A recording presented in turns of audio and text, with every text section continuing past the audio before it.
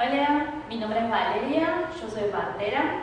Les doy la bienvenida a los talleres de preparación para la maternidad del IPS.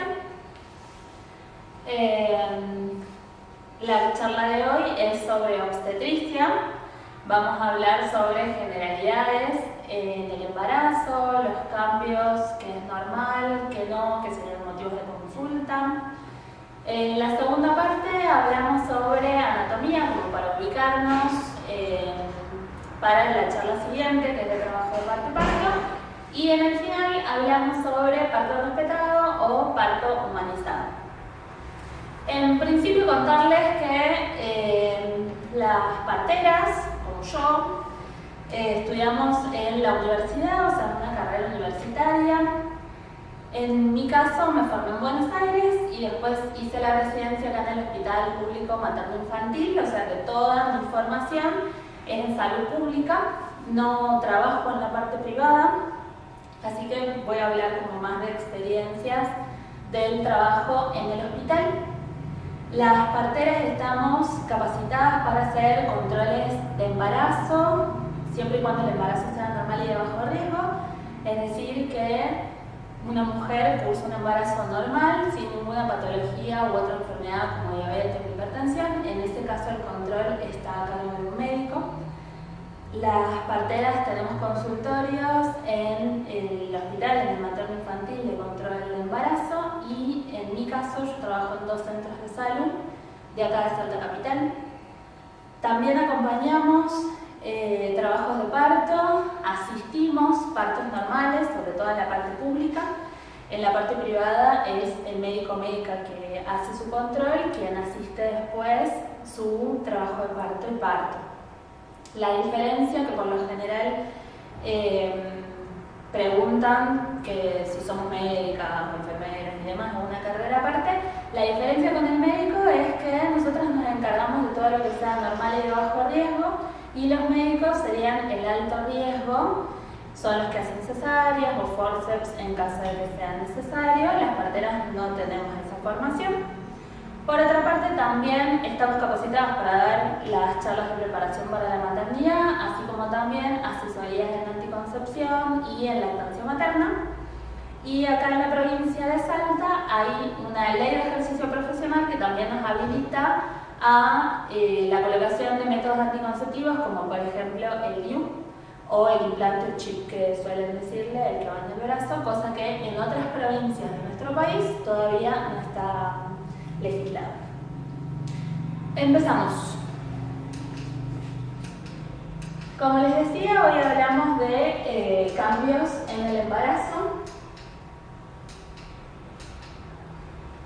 Al principio, bueno, en el primer trimestre, hay algunas mujeres que sospechan embarazo no solo por la falta de menstruación, sino también por la aparición de síntomas como las náuseas y los vómitos, que son frecuentes hasta las 16 semanas aproximadamente. Esas náuseas y vómitos tienen una causa biológica, digamos, producto de la formación de la placenta y de la concentración de una hormona, que es la que da positivo a los test de embarazo en sangre y en orina, que al principio tiene como un pico o un aumento de concentración hasta las 10 semanas, y es por eso que en principio pueden aparecer náuseas y vómitos. Suelen ser matutinos, o sea, solo por la mañana. Lo cierto es que hay mujeres que tienen esta sintomatología durante todo el embarazo. Siempre se recomienda no medicar al principio y tratar de controlar esas náuseas y vómitos o esos síntomas con pautas alimentarias. Lo que se recomienda es que coman porciones chicas, pero seguido, o sea que no pasen más de 2 horas sin comer, que eviten todas las comidas, olores, sabores que les dan asco, que no se esfuercen a comer, que a veces es medio complicado con el tema de la familia, que es como que tenés que comer porque estás embarazada. Y por otro lado, si eso no resuelve, lo que sí se indica suele ser metoclopramida, pero obviamente tiene que tener una indicación médica o por un profesional, que suele darse 1 hora antes de cada comida. La pauta de alarma o lo que las haría consultar a una guardia, ya sea del hospital o de una clínica, es la intolerancia absoluta a comidas o bebidas. O sea, si no pueden comer absolutamente nada, ni tomar nada por el riesgo de deshidratación, es importante que hagan la consulta. Por otro lado, otra de las cosas que suelen pasar al principio del embarazo es que duerman más de lo habitual. Esto tiene explicación más que nada psicológica y no tan biológica. Según la psicología del embarazo, al principio las personas suelen dormir más como para conectarse con ese nuevo estado de embarazo que empiezan a cursar. Esa sería como la explicación, distinto del cansancio o la pesadez que se puede sentir a finales del embarazo, que ya tiene otra explicación. Por otra parte, suelen aparecer cambios en el humor. Esto sí va a estar dado por estrógeno y progesterona. Recuerden que nosotras, mujeres y todas las personas con útero en realidad, estamos como reguladas todo el tiempo por hormonas, principalmente estrógeno y progesterona. Tenemos un ciclo sexual, no todos los días del mes son iguales para nosotras, hay días en los que tenemos más ganas de hacer cosas, otras no tanto. En el embarazo la cantidad de hormonas va a estar obviamente muy aumentada, entonces eso es lo que da esa inestabilidad que por ahí es difícil de percibir en una, pero sí los familiares acompañantes suelen darse cuenta que uno puede pasar de la risa al llanto y al enojo en menos de media hora, y la explicación es esa, ¿no? La cantidad de hormonas que circulan hasta que encuentra como la regulación y estos cambios ya no son tan notorios. Y por último, puede haber cambios en el apetito que también estaría relacionado con esas náuseas y vómitos. Hay personas que dejan de comer comidas que antes les gustaban porque les generan asco, por ejemplo, o que modifican otras pautas y comen cosas que antes o cuando no estaban embarazadas no comían, ¿sí? Ya en el segundo trimestre, que es a partir de las 16 semanas en adelante, aparecen como las partes más divertidas, si se quieren, del embarazo. Primero que nada, el útero, que en principio estaba en la pelvis, en el segundo trimestre ya sale de la pelvis y se hace abdominal, entonces una empieza a tener panza. Pero lo más divertido suele ser la percepción de movimientos fetales, ¿sí? Porque es como lo que la mayoría espera sentir cuando cursa un embarazo. Los movimientos fetales, la percepción en realidad es subjetiva. Y sobre todo las mujeres que son primerizas, como no saben cómo sería un movimiento fetal o cómo se percibe, la mayoría suele decir que siente como burbujitas o como si tuviera un pescadito en la panza. Independientemente de cómo lo sientan, por lo general suelen sentirlos a partir de las 20 semanas, algunas personas antes. De todas maneras, si se hacen una ecografía antes de las 12 semanas, o sea en el primer trimestre, van a ver que el embrión se mueve, pero ese movimiento no se percibe todavía. ¿Por qué son importantes los movimientos fetales?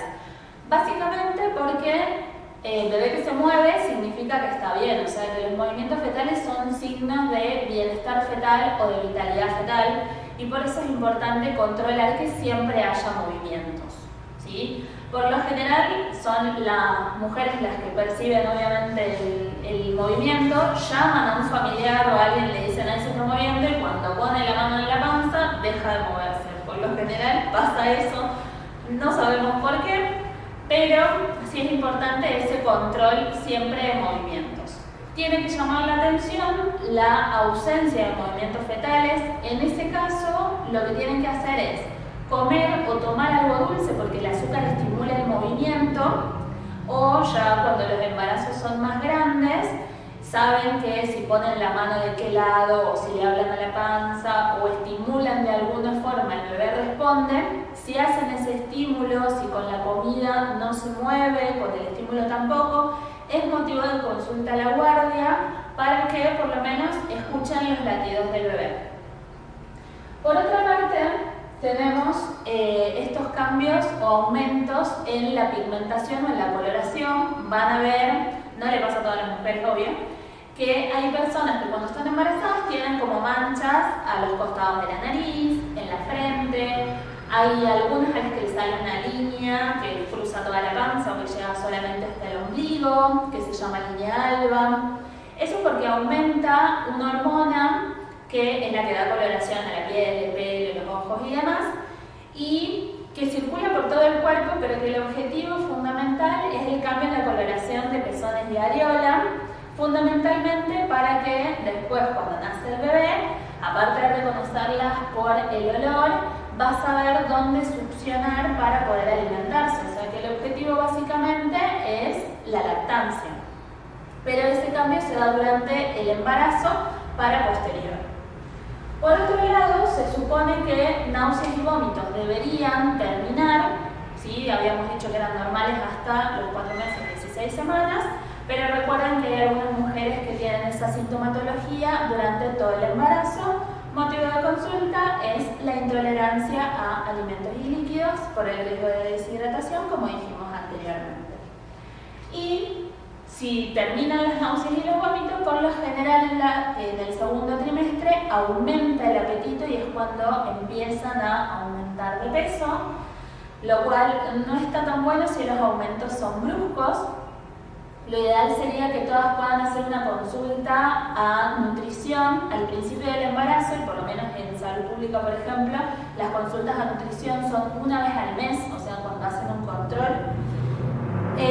¿Por qué? Porque los aumentos bruscos de peso, o sea, si aumentan de a 2, 3 o 5 kilos por mes, eso se relaciona con la aparición de diabetes en el embarazo o con el aumento de la presión, que son obviamente enfermedades que harían que un embarazo normal y de bajo riesgo pase a la categoría de alto riesgo, con la posibilidad de que esas enfermedades que inician en el embarazo queden de por vida, o sea, se hagan crónicas.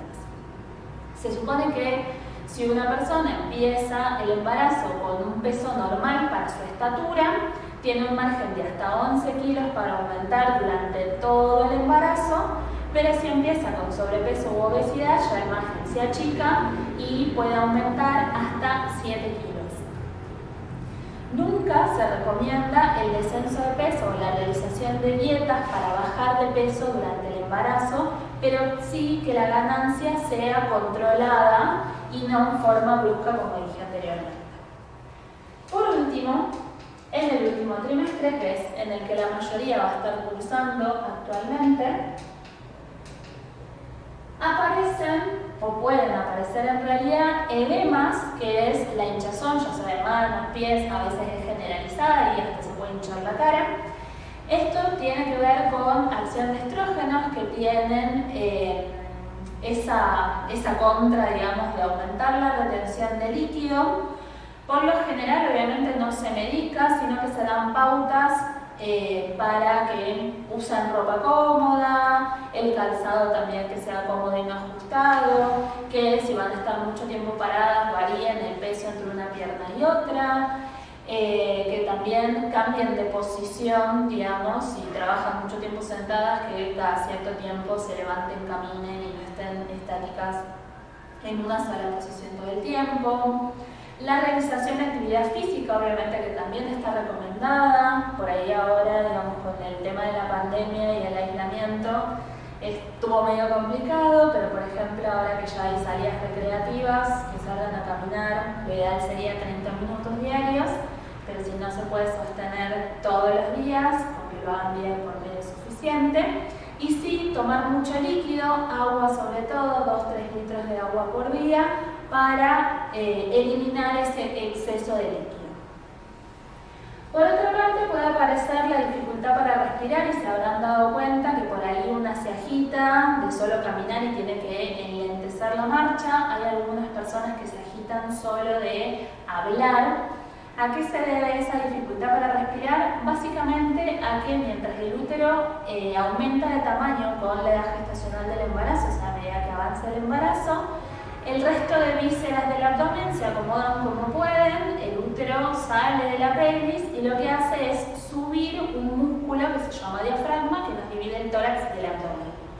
Al subir ese músculo, obviamente le va a quedar menos espacio a los pulmones y es por eso como la capacidad, digamos, de entrada de aire es menor en una persona embarazada, un embarazo avanzado, puede que tengan esas dificultades para respirar, si caminan, si hablan y demás, y se debe a esa cuestión. Por otro lado, habíamos dicho que sí pueden estar más cansadas y sentirse como más pesadas a finales del embarazo, que es distinto del sueño en el primer trimestre. En este caso, la explicación es por el aumento del tamaño del útero, el crecimiento del bebé, crece la placenta, aumenta la cantidad de líquido y todo ese peso lo lleva una sobre las lumbares o la cintura. Si ven a otras mujeres embarazadas caminando, van a ver que tienen tendencia como a hacer esto y a tirar el peso del cuerpo hacia atrás, porque si estarían o caminarían recto, como derechitas, como una persona no embarazada, seguirían para adelante por el tema del peso, ¿sí? Entonces lo que hacen es cambiar el centro de gravedad y pesa sobre las lumbares, es por eso que puede aparecer dolores de cintura, que obviamente no se da medicación para esos dolores, pero sí se pueden hacer masajes locales, aplicar calor y demás, como para aliviar esa tensión a nivel de la cintura. Por otro lado, pueden aparecer contracciones, que las contracciones están a lo largo de todo el embarazo y habrán sentido a principios de embarazo por ahí como dolores menstruales. Son contracciones, pero que no pasan a mayores. Las contracciones durante el tercer trimestre son contracciones locales, o sea que van a sentir partes de la panza que se pueden endurecer, a veces por el movimiento del bebé o porque una haga, no sé, se levanta de la cama, se agacha, camina y el útero responde contrayéndose o poniéndose duro. Las contracciones, más que dolores, o sea, intentamos como no decir que sí o sí una contracción va a doler, porque también la percepción de dolor es subjetiva y eso depende de cada una, pero sí sepan que una contracción es cuando la panza se pone dura, toda la panza dura, ¿sí? Pueden aparecer contracciones antes de tiempo, o sea, antes de que tengan que empezar su trabajo de parto. Y si sienten durezas de la panza cada 5 minutos en una hora que controlen, si su embarazo es de menos de 37 semanas, es motivo de consulta a la guardia porque puede haber amenazas de parto prematuro o partos antes de tiempo. Muchas veces puede ser por infecciones urinarias, vaginales o respiratorias que no tienen tratamiento. La misma infección puede generar contracciones y desencadenar un trabajo de parto antes de tiempo, ¿sí? Ya cuando esperan que su bebé nazca, o sea, están de 37 semanas en adelante, el control de contracciones va a ser diferente.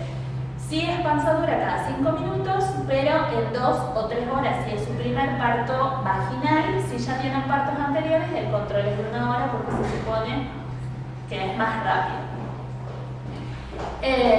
Esto fue la primera parte. Hacemos un cortecito, anoten dudas o consultas que tengan y volvemos en la segunda parte.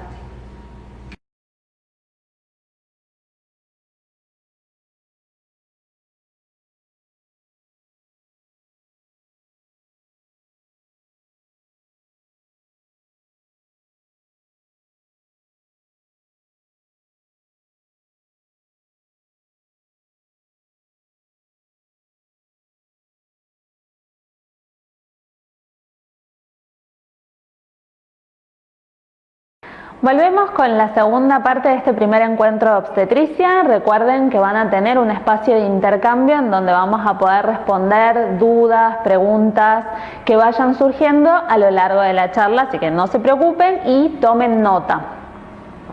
Esta segunda parte va a ser más sobre anatomía. En esta imagen, obviamente que va a ser anatomía solo, genitales internos, externos, femeninos.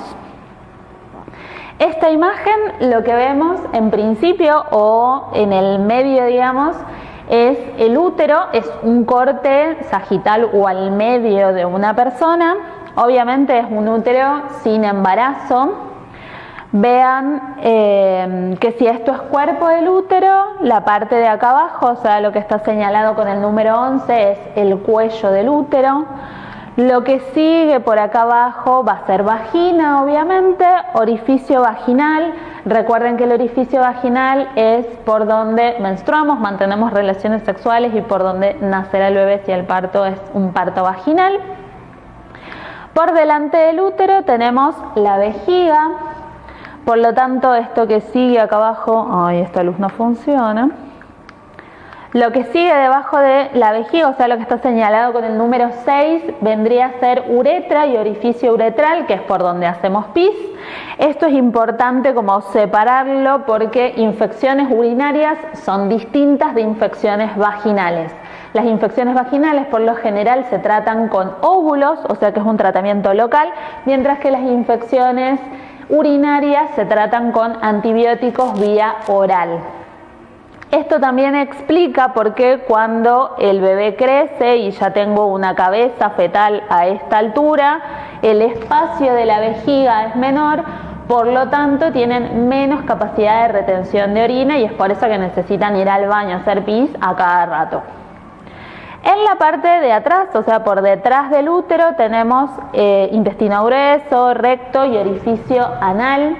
Para las que han tenido experiencias de partos vaginales, por lo general quienes asistimos partos decimos que la sensación de pujo o ya cuando está por nacer el bebé, la sensación que van a tener es como de ganas de ir al baño, justamente porque el descenso del bebé por la vagina presiona los órganos que tiene por delante y por detrás, que va a ser vejiga y recto, y es por eso que pueden hacer pis o caca durante el parto y para nosotros es súper normal y tiene una explicación o una fundamentación anatómica. No sientan vergüenza porque no serán las primeras y las únicas a las que les pase. Y la explicación es esto, digamos, tiene una razón de ser. Por otro lado, última imagen de acá adelante, esto blanco que se ve que está señalado con el número 3, es el hueso del pubis. Hay algunas mujeres que tienen como una molestia constante en la parte de adelante de la cadera y suele ser por la posición en la que está el bebé. Si el bebé está de cabeza, por más que sus huesitos sean blanditos y no duros como los nuestros, chocan contra el hueso del pubis, que es el que está acá adelante en la cadera, y puede generar esa molestia a veces todo el tiempo, a veces si están mucho tiempo sentadas, y la explicación es esa. Obviamente no se da medicación para ese dolor y pasará una vez que nazca su bebé. Seguimos entonces, esto es obviamente solo genitales internos, lo que vemos es útero, trompas y ovario, vagina también. Esta imagen sirve más que nada para explicar primero que el útero es un órgano hueco que va a alojar el embarazo al embrión y después feto. Fíjense lo gruesa que son las paredes del útero, todo eso es músculo, las fibras musculares tienen la capacidad de estirarse y es por eso que el útero va aumentando de tamaño a medida que avanza la edad del embarazo. Si esto es el cuerpo del útero, lo que vamos a tener por debajo obviamente es cuello del útero que se conecta con la vagina como vimos anteriormente. Esta imagen también me sirve para explicar tacto vaginal, que es algo más propio del trabajo de parto y parto, pero que está bueno, digamos, como ubicarse. El tacto vaginal consiste en la introducción de dos dedos, índice y mayor, a través de la vagina para llegar hasta el cuello del útero y saber la dilatación que tiene esa persona que consulta por contracciones o por lo que fuere, porque siempre que vayan a una consulta por guardia y si un embarazo está avanzado, por lo general se hacen tactos vaginales. Se introducen estos dos dedos, como dijimos, a través de vagina hasta el cuello del útero, de acuerdo a la apertura de los mismos. La persona que revisa, médico, partera, va a saber si tienen dilatación o no, si tienen criterio o no para quedar internadas. ¿Sí? La idea de la realización del taller es justamente que las consultas sean cuando son necesarias, o sea, cuando realmente tengan contracciones o algo que las motive a ir a la guardia y no vayan en repetidas ocasiones porque por lo general las revisan cada vez que van. Todo lo que vimos hasta ahora eran genitales internos, lo que se ve por fuera son genitales externos. Vemos entonces monte de Venus, labios mayores, menores, clítoris. Acá volvemos a ver orificio uretral, que es por donde hacemos pis, distinto del orificio vaginal, que es por donde van a nacer el bebé si tienen un parto vaginal. Acá también podemos ver lo que se llama periné, que son esos músculos que sostienen los órganos de la pelvis, y por último el orificio anal. Esta imagen sirve para explicar episiotomía, que también es algo propio de la asistencia del parto. La episiotomía es un corte que se realiza a nivel, a ver si puedo apuntar, se realiza en esta dirección. Es un cortecito que sirve para ampliar el espacio para la salida de la cabeza del bebé. Obviamente que previa a la realización de ese corte se pone anestesia local y es quien asiste al parto el que realiza ese corte, que después va a necesitar sutura. La episiotomía antes se hacía de rutina, o sea que todas las personas que tenían su primer bebé sí o sí tenían un parto con episiotomía. Actualmente es una práctica restrictiva, se dice, o selectiva, es decir, que depende del criterio que está de la persona que está asistiendo al parto de si va a hacer una episiotomía o no. Y depende también como de la elasticidad que tenga los músculos y la piel de cada una de las personas. Hay ejercicios, por lo general de masajes a nivel del periné con algunos aceites, que en teoría sirven para relajar los músculos, pero no es que si yo hago masajes en el periné sí o sí voy a evitar una episiotomía. En teoría el epicio, aparte de ampliar el espacio, también sirve para prevenir desgarros. En realidad la prevención de desgarros, más que con epicio, suele ser con cómo uno protege la zona del periné en el momento de la salida de la cabeza del bebé. Si la salida es brusca, puede que se produzca un desgarro, y si uno va como enlenteciendo esa salida de a poco con los pujos de ustedes, más el apoyo de las manos de quien asiste al parto, la salida va siendo más lenta, entonces le va dando como espacio a la vagina para que se estire y para que no se rompa en esa salida brusca. Un desgarro, si bien la palabra suena horrible, es como un corte o una solución de continuidad en los tejidos a nivel del periné, que puede ser en la piel, en la mucosa o en los músculos. Obviamente que va a tener gravedad, o sea, aumenta de gravedad cuanto más tejidos, involucra. Por lo general los desgarros suelen ser de primero o segundo grado, es decir, que tengo como un corte a nivel de la piel y la mucosa. Esos desgarros a veces necesitan suturas, o sea, a veces necesitan puntos, otras veces no. En la episiotomía, que es el corte este que decíamos que se hace para ampliar, lo que se corta es piel, mucosa y músculos, y obviamente necesita suturas o puntos después. Esos puntos del parto normal se caen solos, no necesitan ir a hacerse curaciones ni que después le saquen los puntos como suelen ser en los casos de la cesárea, pero sí es importante que vayan viendo, en caso de que los tengan, cómo van cicatrizando para evitar infecciones. Que esos puntos no se abran antes de tiempo, que no estén afiebrados a los costados o que no supure, o sea, que no salga pus. Pero como decimos, no siempre se necesita episiotomía, no todos los desgarros necesitan sutura. Todo lo que vimos hasta ahora era parte blanda, o sea, el cuello del útero se dilata, la vagina dijimos también que se amplía porque es elástica, pero para nosotros el verdadero canal de parto es la pelvis, que vendría a ser la parte ósea. Fíjense que tiene una aclaración ahí que dice pelvis mujer, porque la pelvis femenina es ancha hacia los lados, o sea, sería como un óvalo, pero hacia los costados, mientras que la pelvis masculina es ovalada en sentido antero-posterior, o sea, de adelante y atrás. ¿Esto qué quiere decir? Que la pelvis femenina está preparada naturalmente para llevar adelante la gestación, o sea, para todo el embarazo, y para pasar el trabajo de parto y el parto normal, en caso de que esa sea obviamente su elección. Si bien acá, o sea, si uno la ve así, parece como si fuera un tubo recto, en realidad la pelvis es como si fuera una L o un codo. Eso quiere decir que el bebé en su mecanismo de parto o en ese descenso tiene que venir en una dirección y después rotar para seguir haciendo el mecanismo de parto y lograr salir a través de la pelvis. Esta pelvis tiene 4 espacios que no sé si se ven porque hay un color que es azul más oscurito, pero esos 4 espacios, el primero está marcado acá en amarillo, en la parte del pubis. El borde superior, o sea la parte de arriba del pubis, sería el primer espacio que tiene que ir bajando el bebé en ese trabajo de parto, y la parte de abajo o el borde inferior sería el segundo espacio por el cual tiene que pasar. Una vez que pasa esos 2 espacios, nosotros decimos que ya la presentación o el bebé está encajado, ¿sí? Los bebés se encajan en el trabajo de parto y con contracciones, no durante el embarazo. O sea que uno tiene que tener contracciones para que haya descenso de ese bebé y realmente se encaje en la pelvis.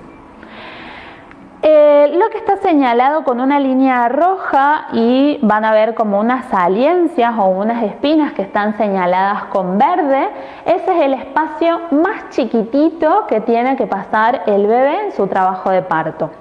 Y es ahí donde tiene que cambiar la dirección. Decíamos que viene en una dirección descendiente y después tiene que rotar para acomodar los diámetros de su cabeza a los diámetros de la pelvis de su mamá y seguir ese recorrido por la pelvis. Una vez que pasa ese tercer espacio, que dijimos era el más angostito que tenía, queda el último, que es el que está señalado con azul y que estoy señalando ahora con el puntero por si no se ve muy bien, que es el coxis o huesito dulce, como lo quieran llamar, que en realidad no tiene ninguna función, digamos, a lo largo de la vida, pero que durante el trabajo de parto y parto, gracias a una hormona que lo que hace es relajar las articulaciones, el coxis tiene la posibilidad de retropulsarse, decimos nosotros, que en realidad es hacerse un poquitito para atrás. ¿Cuánto? Medio centímetro, y ese medio centímetro es suficiente para que la cabeza del bebé termine de salir de la pelvis, ¿sí?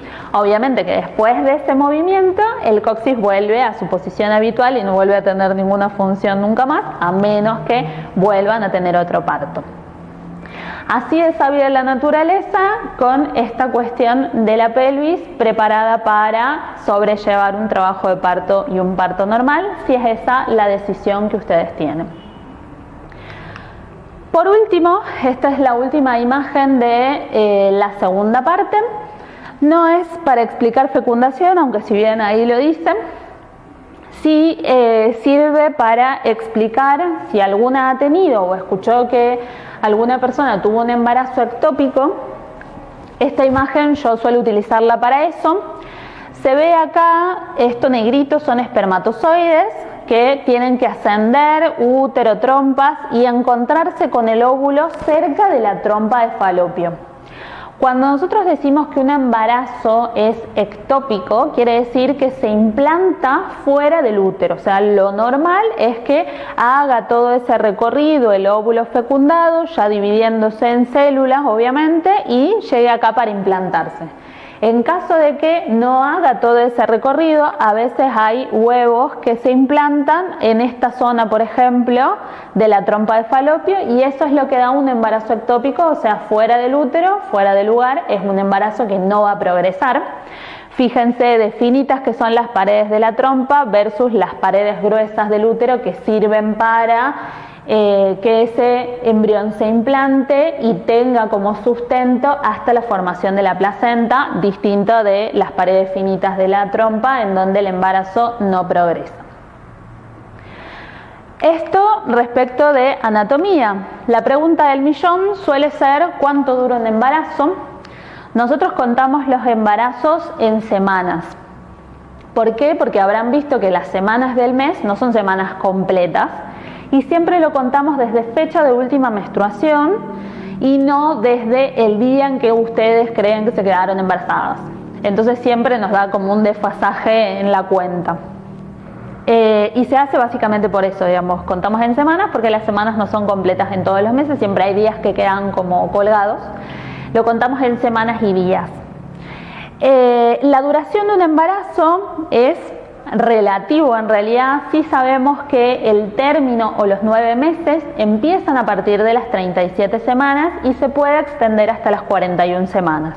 Y como fecha probable de parto, que si ven en su carnet van a ver una sigla que dice FPP y les dicen como para cuándo esperarían ese parto, la fecha probable de parto por convención se estipuló en las 40 semanas por estudios que dicen que la mayoría de los bebés en embarazos normales y de bajo riesgo nacen más o menos a esa edad gestacional.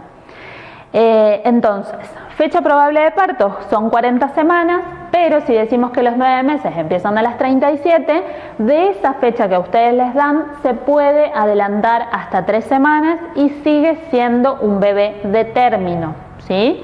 Porque si son 40 semanas la fecha probable y 37 los 9 meses, significa que si se adelanta entre 15 o 20 días, sigue siendo un bebé de 9 meses y no es que nació antes de tiempo y es prematuro, ¿sí? Siempre y cuando tengan más de 37 semanas. Y sí es importante que vayan consultando, sobre todo en esta época de pandemia y demás, cuánto tiempo va a esperar el profesional o la profesional que controle sus embarazos después de esta fecha probable de parto, porque también depende de cada profesional la duración o lo que va a esperar después de esa fecha que se desencadene solo el trabajo de parto. En el caso del hospital, por ejemplo, que es donde yo hice mi residencia, se espera hasta las 41 semanas y no más de eso. Eso quiere decir que de la fecha probable de parto, una semana más se espera, si no desencadena el trabajo de parto solo, se interna esa embarazada y se hace una inducción del trabajo de parto, que es la colocación de medicación, ya sea pastillas o suero de oxitocina, para generar contracciones y dar la chance de que tenga un trabajo de parto y un parto normal. Pero en la parte privada inducciones no se hacen, por lo tanto es súper importante que consulten con sus médicos que les llevan el control del embarazo para saber cuándo las van a internar y cómo va a ser la vía de finalización.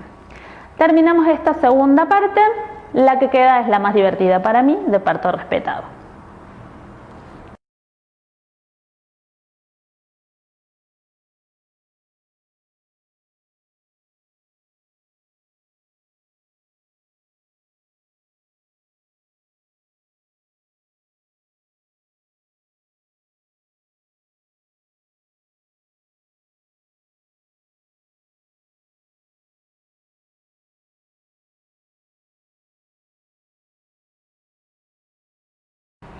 Tercera y última parte de este primer encuentro de obstetricia.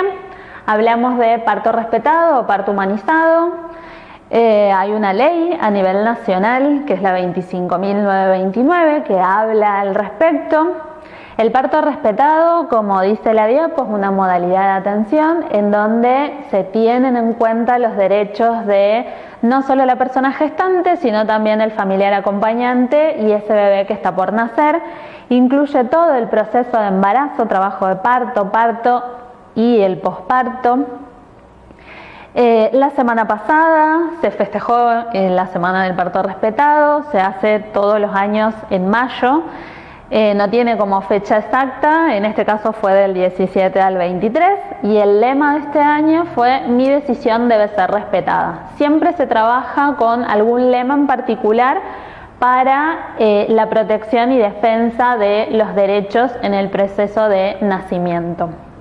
Esta ley, como decíamos, es una ley nacional que se sanciona en el año 2004, pero se reglamenta recién en el 2015, o sea, hace relativamente poco. Como dijimos anteriormente, si funciona en todo el territorio del país, también vale o es válida para Salta, tanto para el ámbito público como para el ámbito privado. Como les decía en principio, mi formación es solo en el hospital público, por lo tanto la parte de las clínicas o la atención de partos en la parte privada desconozco, digamos, de primera mano. Pero obviamente, como todos, hay cuestiones que circulan y son vox populi. Esta ley, si quieren la buscan, la leen, no hace falta. Lo que yo hice acá, digamos, es extraer los puntos que son los más importantes y que resumen el sentido de esta modalidad de atención. Principalmente es una ley que les da derecho a recibir información durante todo el proceso, embarazo, parto y puerperio. Información, por ejemplo, de para qué piden análisis o los resultados de esos estudios cuando van a hacerlos ver a su médico o médica. Si les hacen una ecografía, por ahí si han leído la ecografía, no sé, habla hasta de la localización de la placenta, entonces también cómo recibir esa información, de qué significa, si está bien, si está mal. Anteriormente habíamos dicho que nosotros el embarazo lo contamos en semanas, por ejemplo, pero eso es a nivel consultorio y los que hacemos controles de embarazo, pero por ejemplo el resto de las personas preguntan de cuántos meses están. Entonces tener la información de cuántos meses realmente están cursando, porque es lo que suelen preguntar familiares, amigos y demás. Eso en cuanto al embarazo, por ejemplo. La información durante el trabajo de parto es recibir la información de cómo va progresando ese trabajo de parto. Escuchamos historias de mujeres que dicen que las internan, llega alguien que las revisa, que no saben quién es, no les dice nada, si están con dilatación o no, y que después a las 2 horas vienen, las revisan de nuevo y les dicen que tienen que pasar a cirugía o a cesárea porque no avanza la dilatación o por los latidos del bebé o lo que fuere. Entonces no hay como esa información de cómo va avanzando el proceso. Esta ley ampara el derecho a que ustedes reciban todo el tiempo, tanto ustedes como sus familiares acompañantes, la información de la evolución del trabajo de parto, de si va a ser parto normal o cesárea. También depende de la condición de salud y de la propia decisión, o sea, si yo quiero atravesar un trabajo de parto y tener una posibilidad de parto normal o si quiero tener una cesárea programada, y también siempre saber como los pros y los contras de cada una de las intervenciones. En el trabajo de parto, si han escuchado historias de trabajo de parto y parto, hay veces que se hacen intervenciones como por ejemplo la rotura artificial de la bolsa o la colocación de un suero de oxitocina, y eso tiene que ver con la evolución de la dilatación. Si no saben con cuánto ingresaron, si no saben a las horas con cuánto están y por qué se hace la intervención, no deberían realizársela, porque son ustedes las que están poniendo el cuerpo en ese momento para que les pongan un suero o para que les rompan la bolsa. Lo ideal sería que en este caso, por ejemplo, de las intervenciones en el trabajo de parto, les den información sobre el suero de oxitocina. Es una administración exógena, se dice, porque la oxitocina viene en un frasquito y se la pasan a través de un suero. Y ustedes ya están produciendo oxitocina durante su trabajo de parto, que es lo que les va a generar las contracciones de trabajo de parto. La experiencia de personas que han parido con ese suero de oxitocina suele ser una experiencia de contracciones dolorosas, que son más intensas, más seguidas, que justamente se ponen para avanzar en la dilatación siempre y cuando ésta se haya estacionado. O sea, si la dilatación no avanza, ahí se justifica la colocación, por ejemplo, del suero con oxitocina, pero si no, no tendría razón de ser. Otra intervención que suele hacerse durante el trabajo de parto es la rotura artificial de la bolsa, pero en teoría la rotura artificial de la bolsa lo que hace es acortar el tiempo de trabajo de parto en hasta 2 horas. Obviamente que no es exacto y que no a todo el mundo le pasará, pero sí es cierto que una vez que tienen la bolsa rota, la percepción de contracciones va a ser más intensa y más dolorosa, porque la bolsa es como si fuera una almohadita que les amortigua la presión de la cabeza del bebé sobre el cuello del útero para la dilatación y después para el descenso. Y en el caso del bebé sirve para proteger la cabeza de ese modelaje, o habrán visto que hay bebés que nacen como con la cabeza ovaladita, porque si rompe bolsa antes de tiempo, solo o de manera artificial, los huesos de la cabeza es como que toman la forma de los huesos de la pelvis de la mamá, y es por eso que nace así como con un huevito, como un conito, que después, obvio, con los días, eso se acomoda. Porque habíamos dicho que los huesos de la cabeza del bebé no están soldados, o sea, no están unidos, tienen esa capacidad como de superponerse.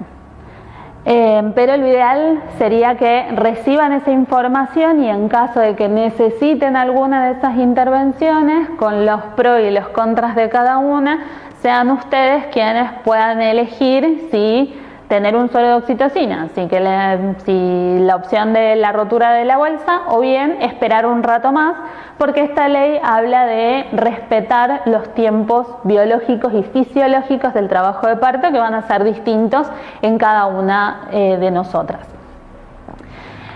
También habla de trato respetuoso, y a mí siempre me parece como re contradictorio que haya que ponerlo en una ley para que alguien sea tratada con respeto.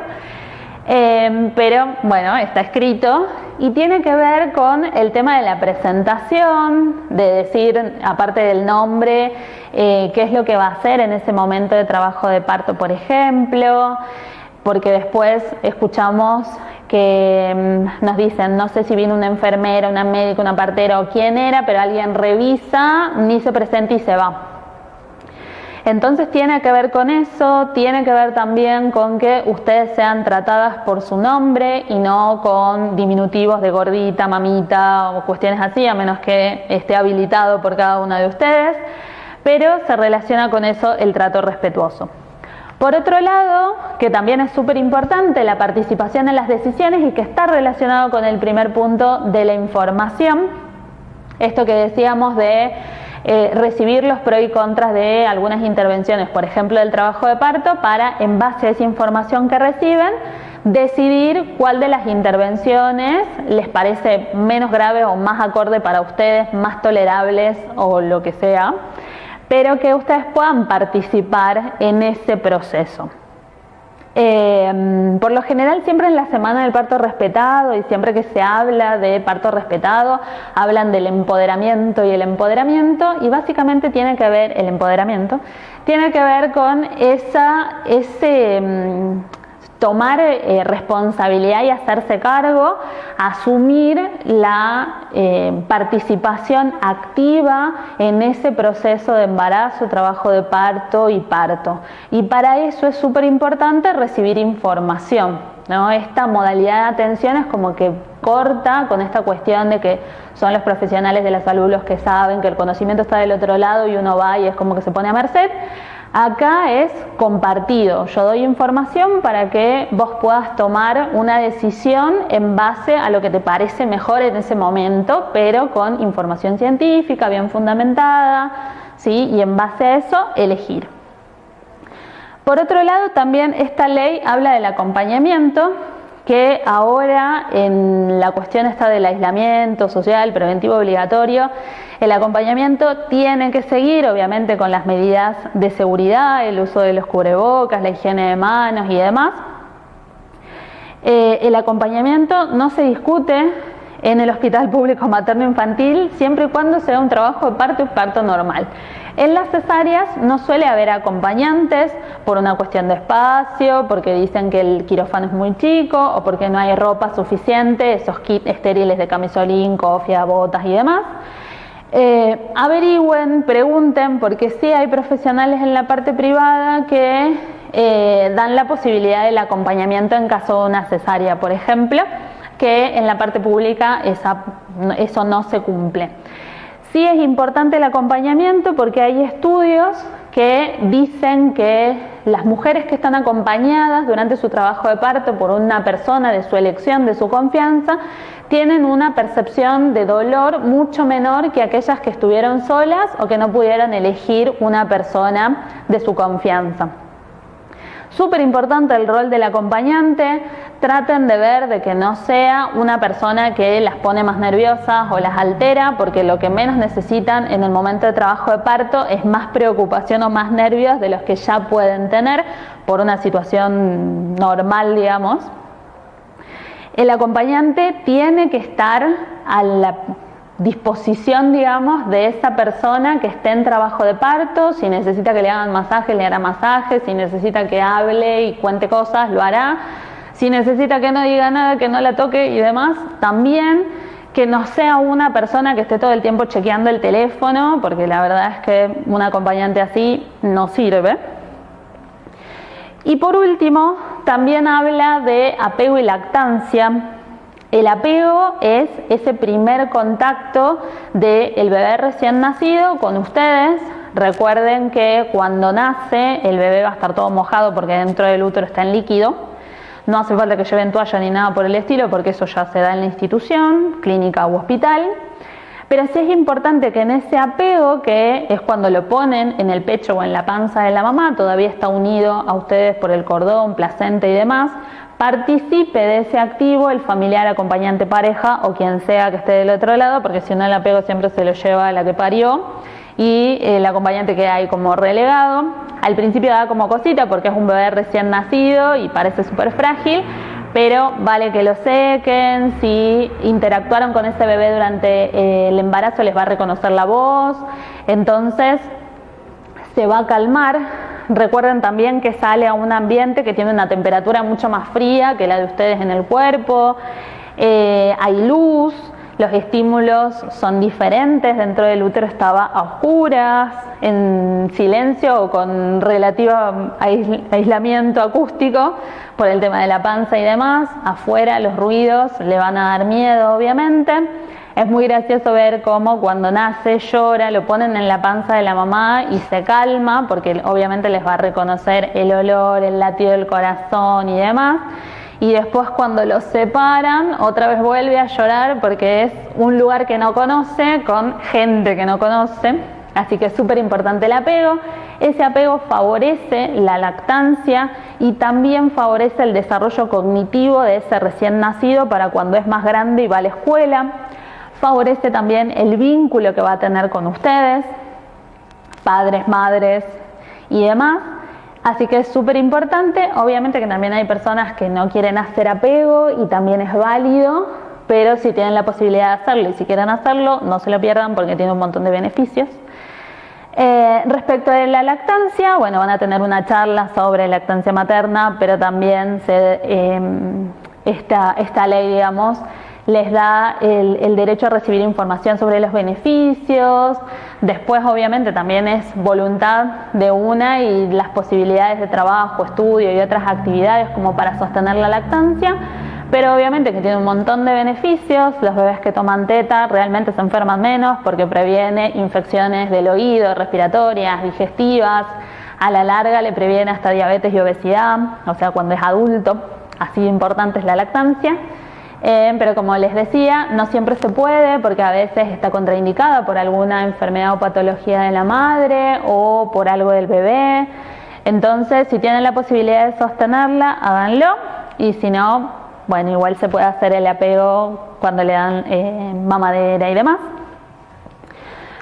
Como bien decíamos, esta ley se reglamenta en el 2015. En la reglamentación lo que se hace básicamente es como repasar los artículos, hay algunos que quedan igual como estaban, y otros artículos es como que le van agregando cosas. Yo no puse obviamente todos, sí los que son de trabajo de parto y parto. La ley habla no solo de transitar, de elegir, digamos, la posición en la cual transitar el trabajo de parto y la posición en la que van a parir, vertical, cuclillas, sentadas y demás, sino que también habla de la vía de finalización y es lo que más se discute con los profesionales, de si una mujer tiene la capacidad para elegir una cesárea o un parto normal, pero la ley las ampara. Y por último también agregué esto de evitar las prácticas invasivas o innecesarias, ¿no? Esto de que solo por el hecho de estar internada hay mujeres a las que les ponen un suero, por ejemplo, y no tiene razón de ser, y coarta por ahí la libertad de movimiento, o lo que decíamos de poner un goteo de oxitocina cuando la dilatación progresa sin necesidad de agregar algo, ¿sí? Tiene que ver con eso lo de las prácticas innecesarias e invasivas. Y por último, y ya para terminar, el lema de la Semana de Parto Respetado de hace como 6 años, del 2014 fue este, que dice parir es poder. El de este año, acuérdense que es mi decisión debe ser respetada. Independientemente de si es un parto normal o si es una cesárea, electiva o de urgencia, lo importante es eso, ¿no? Como que ustedes puedan participar de ese proceso. Muchas gracias, queda abierto el espacio para que nos encontremos en el Zoom y respondemos dudas.